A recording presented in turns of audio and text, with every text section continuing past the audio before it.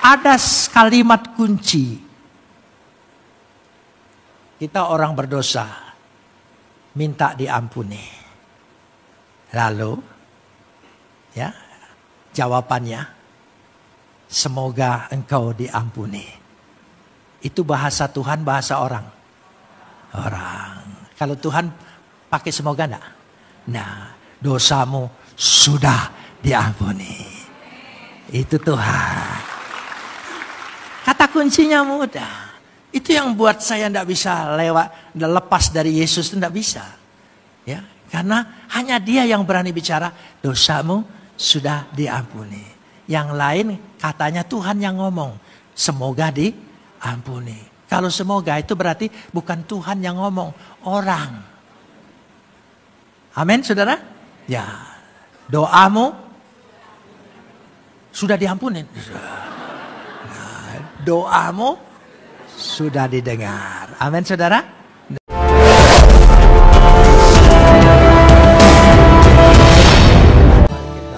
berdoa. Beshem ha'ab we haben we ruach hakodesh Elohe echad. Dalam nama Bapa, Putra dan Roh Kudus, Tuhan yang Esa. Bapa di sorga, kami memuji dan mengucap syukur kepadamu atas segala kasih, karunia, anugerah, limpah rahmat dan berkat-Mu, atas segala perkenanan Tuhan dalam hidup kami, pemeliharaan-Mu, penyertaan kasih setia-Mu, perlindungan-Mu yang terus-menerus menaungi perjalanan hidup kami.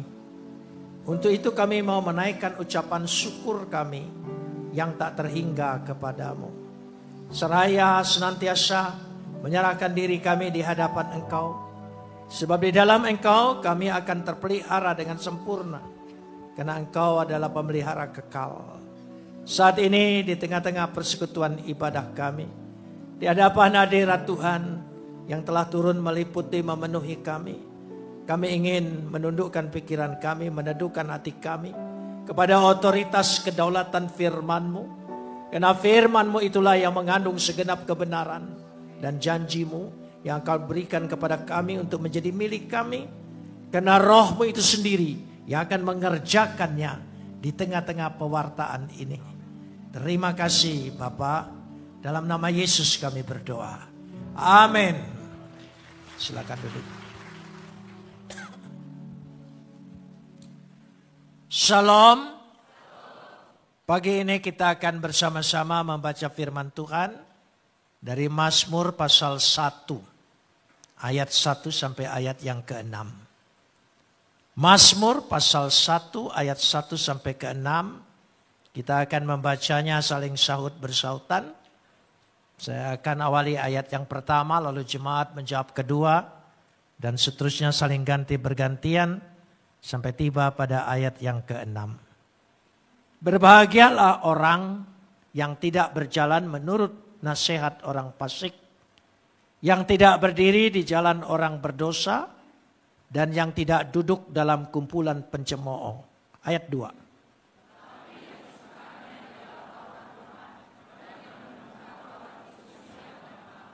Ia seperti pohon yang ditanam di tepi aliran air, yang menghasilkan buahnya pada musimnya, dan yang tidak layu daunnya. Apa saja yang diperbuatnya berhasil.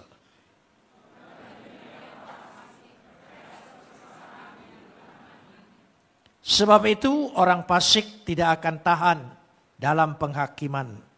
Begitu pula orang berdosa dalam perkumpulan orang benar.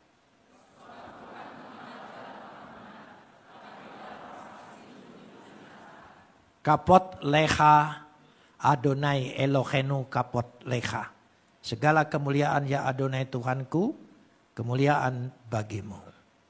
Pagi ini saya ingin berbicara tentang meningkatkan kualitas kerohanian kita. Kalau kerohanian kita bisa ditingkatkan, maka meningkat juga kualitas kehidupan kita. Mazmur ini dibagi dua bagian, yaitu ayat 1 dan 3 tentang kehidupan orang benar dan 4-6 kehidupan orang fasik. Diawali ayat pertama dengan mengatakan, berbahagialah orang itu yang tidak berjalan menurut nasihat orang fasik. Saya ingin bahas dulu apa arti bahagia di ayat ini. Asre hais. Bahagia diambil dari kata asre. Hais, orang itu. Sangat person. Tidak umum. Jadi ditujukan pada satu pribadi kita yang hadir di sini. Kata asre bisa juga berarti diberkati orang itu. Jadi bahasa Ibrani kata bahagia dan berkat tidak bisa dipisahkan. Jadi kata asre, berbahagialah, juga berarti asyar. Asyar itu diberkati. Ada dua kata Ibrani tentang kata berkat. Barakah dan asyar. Barakah itu berkat yang turun dari Tuhan kepada manusia. Tapi kalau asre, asyar, yang dari manusia mengucapkan selamat berbahagia kepada manusia. Dengan kata lain, artinya dua hal ini yang tidak bisa dipisahkan. Kita hidup diberkati, berbahagia, baik dipandang oleh manusia maupun dipandang oleh Tuhan. Kebaikan kita, hidup kita itu bukan hanya menurut Tuhan saja, tapi juga menurut manusia. Sekitar kita, sesama kita, bisa melihat kita. Lalu bagaimana supaya kita mencapai kehidupan bahagia atau diberkati? Mencapai dua kata tadi, yaitu asre dan barakah. Asyar dan barakah. Dikatakan di situ, tolong tayangkan masih di sana. Ya, kata-kata di sini, tidak berjalan menurut nasihat orang fasik. Tidak berjalan, tidak berdiri di jalan orang berdosa, dan tidak duduk. Saya ingin bahas dulu, mari kita simak baik-baik dengan firman Tuhan ini. Dia mengandung pengajaran yang luar biasa. Kitab Mazmur ini, saya jelaskan dulu. Ya, kitab Mazmur kadang-kadang disebut kitab Tehillim. Tehillim itu artinya puji-pujian. Tapi juga kitab Mazmur disebut kitab Tefillah. Kitab doa. Kumpulan doa-doa. Tapi kitab Mazmur disebut juga kitab Mizmor. Kitab Mizmor itu artinya sebuah kesaksian. Baik doa, baik pujian yang sudah didengar oleh Tuhan. Maka disebut Zameru, disebut juga sebagai kitab pengajaran. Untuk di kemudian hari kita memperoleh pelajaran-pelajaran yang begitu banyak dari kitab Mazmur. Kita baca tadi tentang bahagia. Dikatakan orang yang tidak berjalan, tidak berdiri, dan tidak duduk. Ada 3 kata secara metaforis, secara simbolis menggambarkan. Berjalan menunjukkan sebuah aktivitas. Artinya lebih ingin menunjukkan perilaku kita. Itu berjalan. Halak. Halak mengambil bahasa Yunani halak. Halak itu berarti juga untuk menunjukkan sikap kita. Perilaku kita. Tingkah laku kita. Itu kata berjalan halak. Yang kedua tidak berdiri. Kata berdiri untuk menunjukkan dia mengambil tempat. Sikap. Keputusan. Memilih. Itu menunjukkan amat dalam bahasa Ibrani. Digambarkan di situ adalah menunjukkan sikapnya, pilihannya. Jadi dari perilakunya, dari sikapnya, pilihannya itu menentukan. Yang ketiga, duduk, yasab. Yasab adalah duduk untuk menggambarkan di sini berpikir. Cara berpikir, paradigma. Jadi ada 3 hal yang paling penting dalam kehidupan kerohanian kita.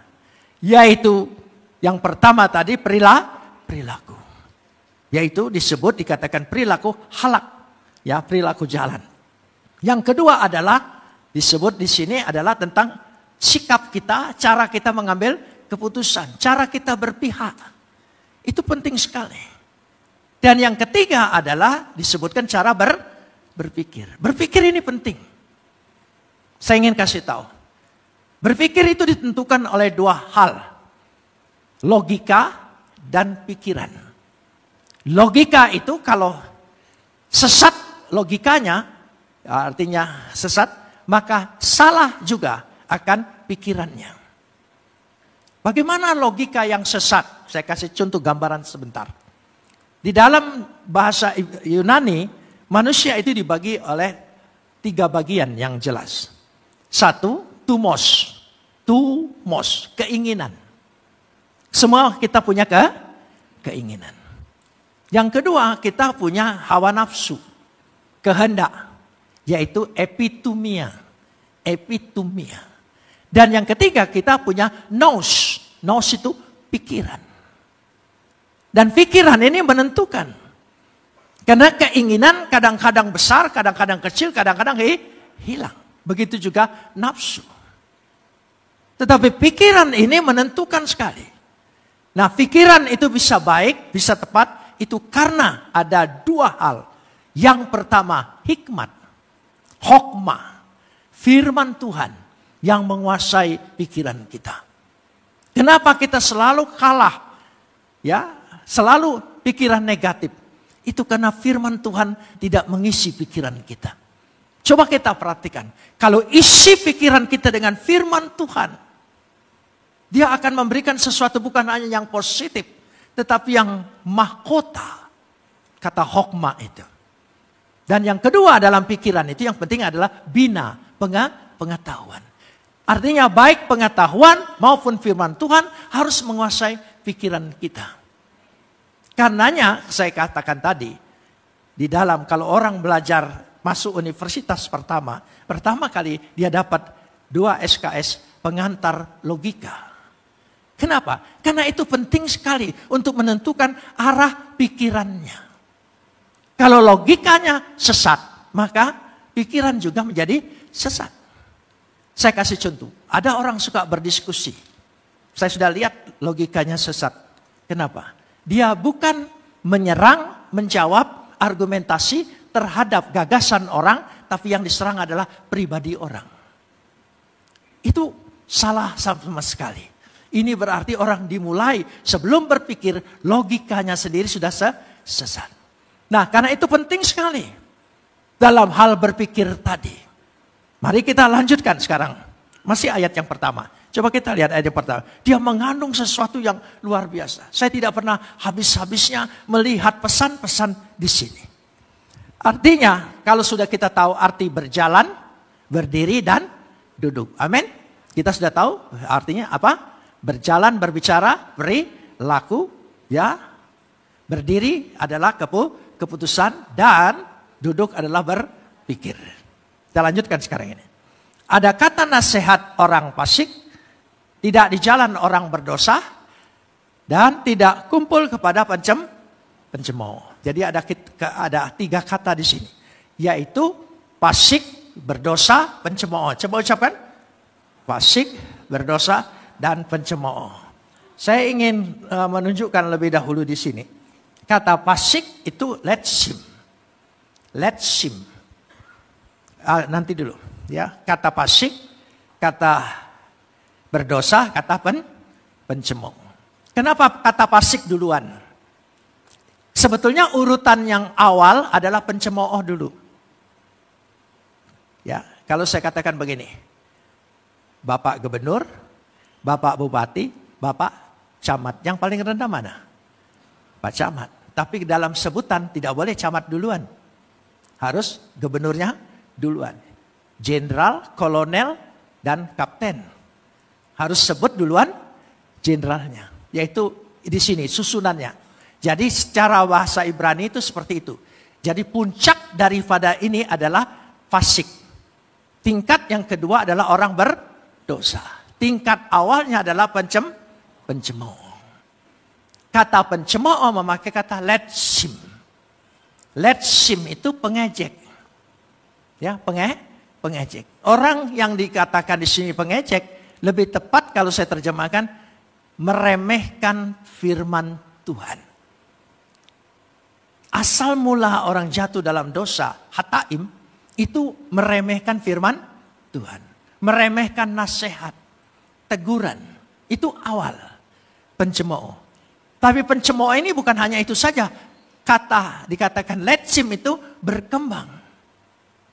Pengejek. Ya, pemfitnah. Pembuat berita hoak. Bahasa kerennya gossiper. Tukang gosip. Nah, ini awal. Karena itu dikatakan di sini, ya, dikatakan, coba kita lihat, tidak duduk dalam kumpulan apa? Sekali lagi, kita perhatikan, simak baik-baik. Kita belajar firman Tuhan. Tidak duduk dalam kumpulan pencemooh. Kenapa ada kata kumpulan?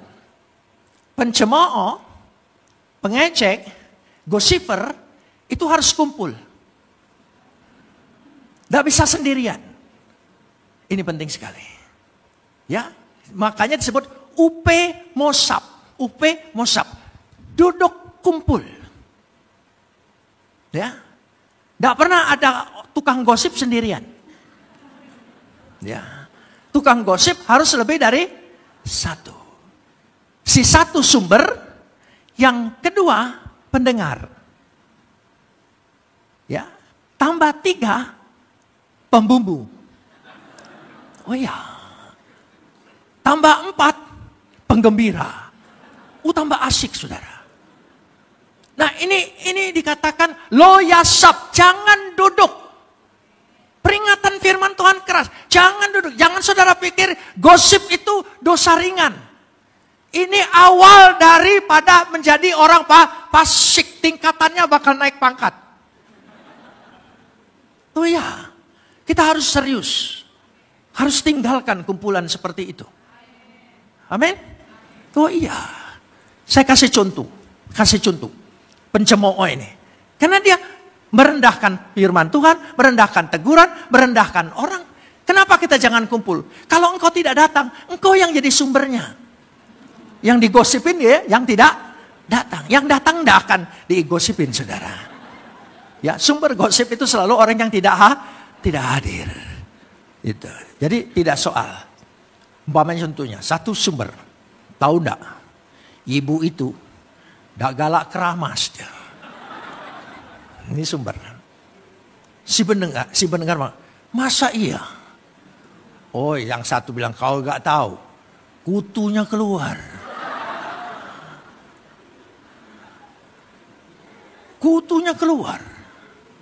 Yang lagi pengembira, nambah lagi. Kutunya itu besarnya kayak kepending. Tahu kepending? Kutu busuk. Yang satu lagi, tambah lagi. Bukan kayak kepending. Aku pernah nyingok. Kayak lipas. Tambah hangat?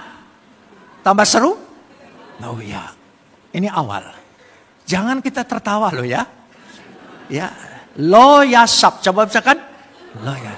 Jangan duduk di situ. Tinggalkan. Lebih baik engkau bersekutu. Bicara firman Tuhan. Amin. Oh iya. Itu berbahaya sekali. Bahkan di dunia modern sekarang. Ya, hoak itu lebih sangat berbahaya. Merusak hidup orang. Merusak masa depan orang. Merusak karir orang. Bahaya sekali. Lo yasab. Ucapkan? Lo yasab. Sebab ini meningkat. Menjadi hataim.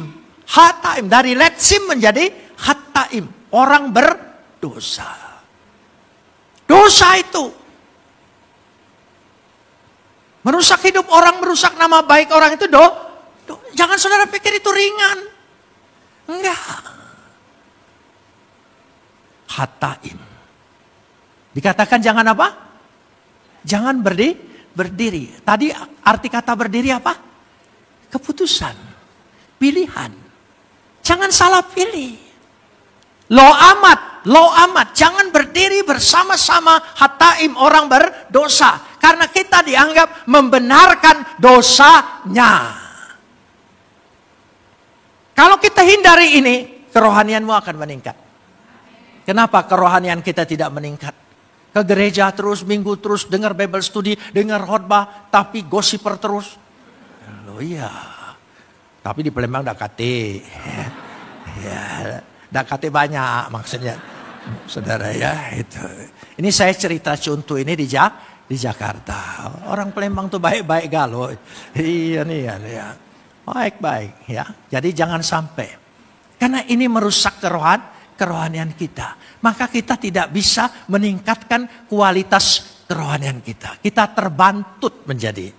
Terbantut itu artinya apa? Tidak bisa berkembang. Ya, tidak bisa berkembang. Lalu yang ketiga baru disebut orang fasik. Apa yang disebut orang fasik? Resaim. Resaim itu orang yang menentang Tuhan, orang yang berontak kepada Tuhan, orang yang melawan Tuhan. Tidak boleh. Nasihatnya dia saja sudah tidak boleh. Kita harus bisa mengambil keputusan ini. Kalau tidak, kita tidak bahagia. Saudara ingin bahagia? Amin. Ya itu 3. Tidak banyak-banyak Alkitab menuntut.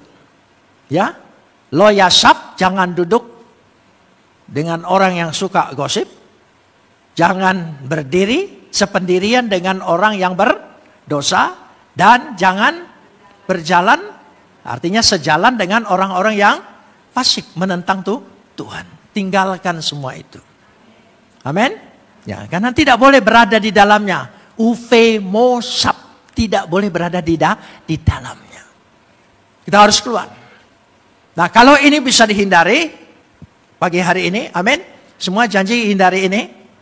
Nanti kualitas kerohanian jemaat GBI, wow, dahsyat saudara ya, luar biasa. Nanti akan meningkat. Apa untuk meningkatnya? Caranya yang menjadinya, jangan suka itu, tapi suka yang ayat 2. Coba ayat 2. Coba kita lihat ayat yang kedua. Apa kesukaannya?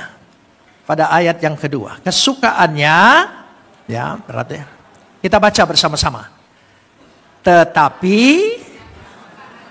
ialah Taurat Tuhan. Sampai di situ dulu. Tetapi yang kesukaannya ialah Taurat Tuhan. Kenapa kalimat ini diawali kata tetapi? Bahasa Ibrani itu bagus. Kiim. Tetapi artinya harus beda, berlawanan dengan ayat 1. Susunannya itu begitu. Bagus sekali, indah sekali. Saya kalau membaca ayat-ayat ini dahsyat. Luar biasa. Dia menimbulkan sesuatu yang indah. Bukan hanya sekedar susunannya. Ya, sikapnya harus sebaliknya dari sikap pencemooh, sikap orang berdosa, sikap orang fasik. Dia harus berbalik sama sekali. Lanjutkan apa? Ayat yang 2 tadi. Tetapi yang kesukaannya ialah Taurat Tuhan. Hepso itu kegemarannya. Ya. Bahwa dia sungguh-sungguh dengan firman Tuhan sebagai pelita hidupnya. Firman Tuhan itu memberikan inspirasi nanti luar biasa. Hepso kesukaannya. Yang apa? Dan yang apa? Merenungkan Taurat itu siang dan malam. Merenungkan. Apa ngelamun merenungkan beda kan? Ya, merenungkan memakai kata Ibrani yehge. Yehge itu artinya bermeditasi dengan firman Tuhan. 1, meditasi. Kedua, iluminasi.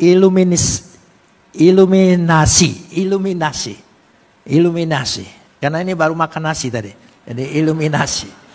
Ya, meditasi, iluminasi, dan yang selanjutnya adalah kontemplasi. Ya, inspirasi. Itu firman Tuhan. Karena itu firman Tuhan itu menjadi sumber inspirasi, sumber meditasi, sumber mengiluminasi, memberikan pencerahan kepada kita, Membuat sesuatu yang baru dalam firman Tuhan. Dahsyat. Sehingga kita bisa melihat. Orang lain tidak lihat, kita bisa lihat. Karena hikmat firman Tuhan. Tidak main-main. Coba kita sungguh-sungguh kita bisa melihat jauh apa yang Tuhan kehendaki. Hidup ini sudah tenang, tapi kadang-kadang digoncang Tuhan. Ayo, saudara merasa hidup digoncang Tuhan? Ya, kalau tidak malu angkat tangannya. Ya, merasa digoncang. Kenapa? Tuhan ingin buat tidak mau itu-itu saja, lebih dari itu. Jadi kalau Tuhan izinkan ada satu goncangan dalam hidupmu, dalam apa saja, dalam rumah tanggamu, dalam gereja, karena Tuhan ingin buat lebih dahsyat, dahsyat, dahsyat lagi. Karena itu kalau tidak digoncang, kau tidak keluar. Kita kan merasa, sudah cukup Tuhan, tenang saja. Enggak, Tuhan ingin. Kan hidupmu dalam rencana Tuhan, bukan rencana kita. Dia yang merencanakan. Jadi kalau hidup kita tiba-tiba digoncang oleh Tuhan, tanya dengan Tuhan, Tuhan apa yang kau kehendaki? Aku pasti kau kehendaki lebih dari ini kan? Aku aminin Tuhan. Beri saya hikmat, beri saya marifat, beri saya sesuatu dalam pikiran, sehingga saya bisa mengerti apa Tuhan. Tuhan pasti lewat firman-Nya. Baca firman. Jangan merenung. Kata YG itu negatifnya begini, mendekur. Mendekur kayak burung merpati. Gitu. Itu bukan itu maksudnya. Tetapi di sini bermeditasi untuk menunjukkan sesuatu. Saudara mendapat inspirasi. Firman Tuhan memberikan sesuatu ketegasan. Luar biasa. Jadi dikatakan tetapi yang kesukaannya adalah apa? Taurat Tuhan. Torato yang merenungkan siang dan malam. Bahkan dikatakan di sini upetorato. Uvetorato. Kata upe tadi apa? Dalam. Artinya dalam firman Tuhan. Dalam firman Tuhan itu bukan hanya membaca, tapi kita hidup juga ada di dalam firman. Perilaku kita, sikap kita, cara berpikir kita, semua firman Tuhan. Sehingga dahsyat hidup kita. Saudara tidak mengalami dahsyatnya firman Tuhan menguasai kita. Karena saudara tidak pernah sepenuhnya menyerahkan diri untuk dikuasai firman Tuhan. Setengah-setengah, itu pun masih untung. Tidak sungguh-sungguh. Saudara pikir hanya sekadar kitab suci buat jalan ke sorga. Nggak perlu. Yesus adalah jalan kebenaran dan hidup. Amin. Itu cara Tuhan. Kita lanjutkan ayat yang ketiga. Lebih dalam lagi. Ya, lebih dalam lagi. Ayat yang ketiga. Ya, kita baca bersama-sama ayat yang ketiga ini. Ya. Ia apa? Ya.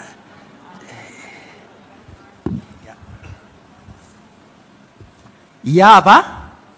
Ia seperti pohon. Ia seperti pohon. Ya. Sekarang saya bahas satu-satu. Ia seperti pohon. Sebetulnya ada satu kata Ibrani yang sulit dimasukkan di sini. Wehaya. Ya. Dia jadi seperti pohon. Wehaya. We dan haya itu hidup. Jadi dia hidupnya seperti pohon. Wehaya. Haya itu hidup. We itu dan dia seperti apa? Bukan seperti, menjadi. Kalau seperti, karena ini untuk bahasa Indonesianya. Kalau seperti itu enggak beneran. Tapi kalau menjadi, itu beneran. Artinya, setiap orang Kristen yang cinta firman Tuhan, yang uvetorato, yang hidup dalam firman Tuhan, pasti menjadi pohon. Amin, saudara? Amin? Menjadi pohon. Katakan, saya pohon. Bukan seperti. Kalau seperti tiruan. Saya pohon. Semua harus pohon. Saudara ngerti pohon? Pernah lihat pohon? Nah, aku kasihan orang Palembang. Nah, banyak lihat pohon. Saudara lihat pohon? Ya, kelihatan pohon? Ya, apa? Tinggi. Kalau toge, camba, itu bukan pohon. Ya, camba itu bukan pohon. Bahasa Palembang camba, masih camba ya? Masih toge itu. Ya itu bukan pohon. Tapi toge itu jangan ditiru. Suka turut campur urusan orang. Di soto dia masuk. Iya. Ya, apa lagi? Tumis tahu masuk. Segala masuk. Makanya bentuknya bengkok. Suka turut campur urusan orang. Tapi boleh makan toge. Saudara, coba tayangkan ayatnya. Ya menjadi wehaya keets. Seperti pohon. Jadi kita seperti pohon. Pohon tumbuh bagaimana? Sebelum tumbuh bagaimana? Berakar. Akarnya makin dalam, pohonnya makin tinggi. Amin. Kenapa banyak yang tumbang? Karena tidak berakar. Akarnya camba. Harus jadi pohon. Dia harus berakar. Ya, akarnya nanti ditunjukkan berakar kemana. Sampai bisa seperti itu. Ya, dia seperti pohon. Keets pohon. Tinggi, tumbuh. Ya, dikatakan di situ dengan jelas apa? Coba kita sebut bahasa di situ. Yang ditanam. Tanam. Satul. Pohon harus tertanam. Katakan pohon harus tertanam.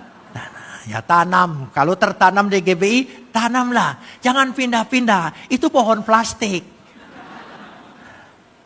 Pohon itu harus tertanam.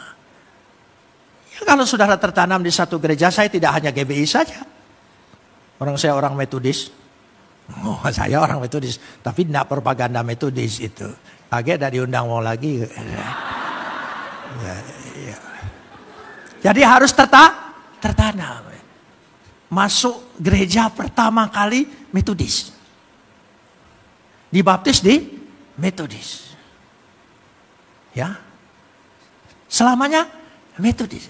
Sampai hari ini masih Metodis. Nah, itu namanya tanah. Ini dah lemak sedikit pindah. Ya. Penerima tamu cemberut pindah. Iya, ini pindah-pindah terus, saudara ya. Itu tidak akan jadi pohon.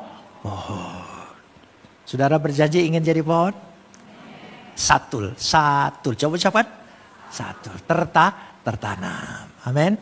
Ya, yang belum mendaftar minta formulir ya pulang dari sini ya. Aku ingin tertanam di gereja ini ya. Ya, amin saudara. Enggak jadi penggembira terus. Harus tertanam. Itu penting sekali. Ya. Yang ditanam di tepi aliran air. Alpage mayim. Dia ditanam di tepi aliran air. Sumbernya. Air itu siapa? Yesus. Amin. Akulah air kehidupan. Nah, sekarang saya cerita sedikit. Waktu saya sudah 2-3 kali ke Israel. Jadi saya ingin perjalanan dari Mesir itu tidak pakai mobil.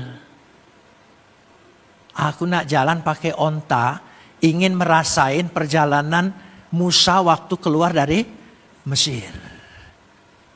Ya. Kebetulan ada biaya, ekspedisi dijalankan, jadi kami sewa beberapa onta dan beberapa guides, ya berangkatlah. Ya, walaupun di onta itu saya sendiri, tapi di onta-onta yang lain juga untuk pengawalan, untuk pembekalan. Saya ingin tahu, masa sampai 40 tahun. Maklum, wong Palembang nggak percayaan. Jadi nggak mau ngalamin dewe, gitu ya. Aku nih itu rasa Palembang itu. Ada baiknya juga sifat itu saudara ya. Jadi, jadi kalau dengar berita jangan gampang percaya. Itu wong Palembang. Itu bagus kan, enggak gampang percaya dia. Aku nak nyelidikin dewe. Jadi saya ikutlah. Wah keluar, kayaknya enak keluar. Lewat padang gurun. Ya, ini guide sudah tahu perjalanan Musa. Ya, sudah siang sampai malam. Kami istirahat itu setiap kali ada oasis. Oasis itu ada kumpulan pohon kurma di tengah padang gurun. Jadi stop di sana, istirahat malam di sana. Bikin tenda lah di sana. Ya. Nah, pohon kurma itu tinggi-tinggi. Kan onta juga tinggi. Jadi pohon kurma itu buahnya tinggal metik. Naik onta, ya, di pundaknya itu, udah petik buah kurma. Buah kurmanya itu bukan buah kurma di 16 ilir. Ya, seger. Dan bukan kecil, besar. Jadi makan 2 aja sudah cukup. Lalu saya bertanya dengan orang yang ngawal-ngawal ini. Siapa yang nanam pohon kurma ini? Hebat nian dia nanam-nanam sampai sini. Aku depan rumah aja aku tanam. Ya, ini sampai padang gurun ditanam. Dia bilang susah tanamnya. Bagaimana? Bagaimana cara tanam di padang pasir? Tanam pohon kurma. Dia bilang dari biji kurma. Biji kurma itu ditaruh di dalam pasir, ditindih dengan batu besar. Jadi dia tindih situ supaya tidak dimakan burung, ya, jadi aman di sana. Nah, waktu dia mulai tertindih di situ, dia mulai berakar. Dan akarnya tidak pernah berhenti sebelum ketemu sumber air. Besar sekali. Dan akarnya itu sampai 12 meter, 15 meter, 17 meter. Terus ke dalam. Berakar. Sudah ketemu sumber air, baru dia naik. Pohonnya makin besar, batunya tumbang. Baru itu pohon kurma. Waktu diceritain seperti itu, saya betul-betul terkesan sekali. Oh, jadi harus berakar. Apa saja hidup ini kalau tidak berakar, tidak akan jadi. Baik karir, baik pekerjaan, baik usaha, tekunin. Berakar. Ya, itu penting sekali. Mana ayatnya hilang? Nah, gitu ya. Jadi berakar di tepi aliran air. Iyalah. Ya, operator aja sudah bosan lihat ayat, saudara. Gitu. Kita tidak boleh bosan-bosan. Ya, di tepi aliran air. Alpage mayim. Dan apa? Yang menghasilkan buahnya. Pirio. Buahnya. Harus ada hasil buah. Harus berbuah. Amin. Kekristenan kita itu harus berbuah. Gak mungkin tidak. Buahnya macam-macam. Bergantung. Ya. Sesuai dengan jenis pohon. Kita kan masing-masing pohon itu punya karakter sendiri-sendiri. Kita juga yang penting jadi pohon, tertanam dalam Yesus dan menghasilkan buah. Nah, biasanya buahnya ya enggak apa-apa. Sebagai orang Palembang punya karakter Palembang, ya buahnya lain, buah duren. Nah, gitu. Berduri tapi isinya lemah. Saudara, ya memang ya orang agak mungkin tidak terlalu mudah dekat, tapi ada buahnya. Ada buah yang lain, rambutan. Ya, itu semua yang penting berbuah. Buah kelapa. Coba enak mana ditimpa duren sama kelapa? Loh, iyalah ya saudara ya. Itu. Tapi yang penting buah. Saudara ingin berjanji berbuah? Pohonnya besar dah katik buahnya. Buah apa ini gitu ya? Loh, iya, kita harus berbuah. Kristen sudah lama terus menerus buahnya tidak ada. Ya, menjadi celah bagi orang lain. Enggak boleh. Harus ada buahnya. Harus merasakan. Saya ini pelayanan desa. Ya, setelah emeritus. Emeritus bahasa keren. Aku selalu bilang aku emeritus. Padahal pensiunan gitu, saudara ya. Tapi karena wong Palembang kan ingin tetap keren.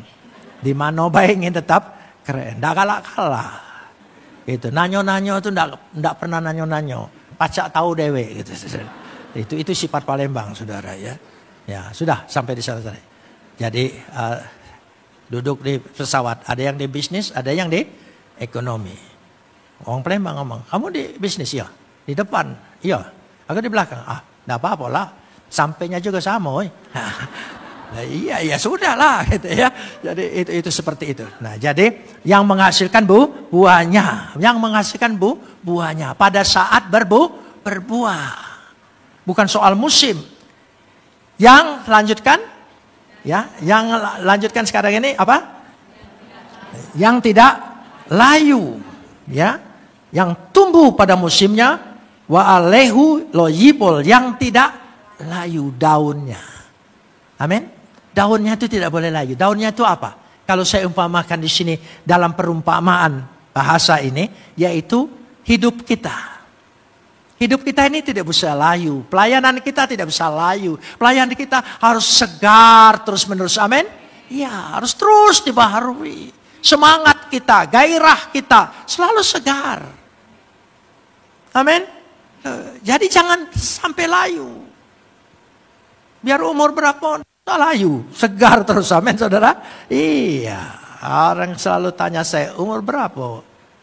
Kemarin ada orang dari Pagar Alam nanya saya, gitu. Umur berapa kok? Gitu. Aku bilang 79. Oh, 79. Lembang di mana katanya? 19 Ilir. Oh maaf cek katanya. Sebut 19 Ilir, guguknya kemas. Selalu dari koko jadi cek ya. Ya malu dia. Ya. Dia bilang, "Nggak sangko ya pecah Cino nih." Iyalah aku bilang, kan aku marganya Tan. Iya, coba jingok ke Pulau Kemarau yang kawin dengan putri Palembang tuh, Tan Bun An. Nah. Udahlah. Apa itu benar atau tidak? Pokoknya kelakar wong Palembang ya seperti itu. Saudara, ya, tidak bolehlah layu. Saya bilang baru 79, baru. Jangan bilang sudah. Kalau sudah tuh hampir selesai gitu. Jadi setiap ulang tahun bilang apa? Baru 79. Oh iya itu. Ya itu. Begitulah saudara. Jadi yang tidaklah layu. Tidak boleh layu. Semangat terus. Amin. Amin. Semangat terus. Lalu dia tanya, rahasionya apa? Saya bilang, hidup dalam Tuhan. Ah itu lain lagi katanya. Tidak berani lanjutkan dia saudara. Sebab kalau lanjutkan nanti jadi penginjilan kan. Jadi dia langsung, permisi dulu aku nak sholat dulu. Sholatlah. Ya sampai di situ. Jadi pelayanan kita tidak bolehlah layu. Jangan patah semangat. Jangan mudah terganggu dengan situasi dan kondisi. Harus penuh semangat. Karena yang aku layani ini siapa? Tuhan. Amin. Tuhan. Kalau lihat orang, dari dulu aku udah balik lagi. Tapi untung lihat Yesus yang tidak pernah mengecewakan saya. Amin. Ada kalimat kunci. Kita orang berdosa, minta diampuni. Lalu, ya, jawabannya, semoga engkau diampuni. Itu bahasa Tuhan, bahasa orang. Kalau Tuhan pakai semoga enggak? Nah, dosamu sudah diampuni. Itu Tuhan. Kata kuncinya mudah. Itu yang buat saya tidak bisa lepas dari Yesus, tidak bisa. Ya, karena hanya Dia yang berani bicara, dosamu sudah diampuni. Yang lain katanya Tuhan yang ngomong, semoga diampuni. Kalau semoga itu berarti bukan Tuhan yang ngomong, orang.